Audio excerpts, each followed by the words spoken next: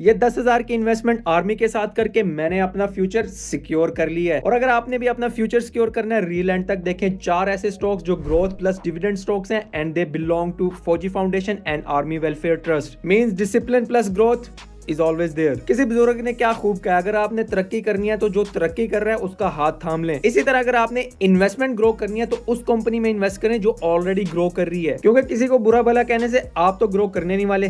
तो better invest and grow with them, क्योंकि उनकी तरक्की में आपका भी फायदा है। अब कौन से स्टॉक्स हैं, क्या परफॉर्मेंस और कितना रिटर्न है, आए थ्रू डाटा देखते हैं। जिसमें सबसे पहले फर्टिलाइजर सेक्टर की कंपनी फौजी फर्टिलाइजर है, जिसने एक साल में ऑलमोस्ट 79.9% का रिटर्न दिया है, प्लस 330 से ऑलमोस्ट 600 रुपीज तक जा चुकी है। अगर 10,000 आप यहाँ पे इन्वेस्ट करते तो आपका ऑलमोस्ट 20,000 हो चुका होता। और यही नहीं, इन्होंने 95% ऑफ फेस वैल्यू डिविडेंड भी दिया है, जो कि ऑलमोस्ट 9.5-10 रुपए बनता है। वो भी कब? अक्टूबर 23 को। सेकंड कंपनी हमारे पास सीमेंट सेक्टर की है, जो कि फौजी सीमेंट्स हैं, जिसने एक साल में ऑलमोस्ट 52% का रिटर्न दे चुके हैं। और अगस्त 11 को इन्होंने 12.5 फेस वैल्यू का डिविडेंड दिया है। थर्ड वन हमारे पास banking sector, Askari bank limited, जिसने एक साल में 167% का रिटर्न दिया है। और अक्टूबर 29 को 12.5 ऑफ फेस वैल्यू का इन्होंने डिविडेंड भी दी है। एंड फाइनली इंश्योरेंस सेक्टर से रिलेटेड अस्क्री लाइफ इंश्योरेंस, जिन्होंने एक साल में 137% का रिटर्न दिया है। और अब ये स्टॉक्स लेने कहां से? आपको उसके लिए ब्रोकर का अकाउंट चाहिए होगा। अगर नहीं आइडिया तो मेरी प्रोफाइल पे है, पाकिस्तान स्टॉक्स की हाईलाइट में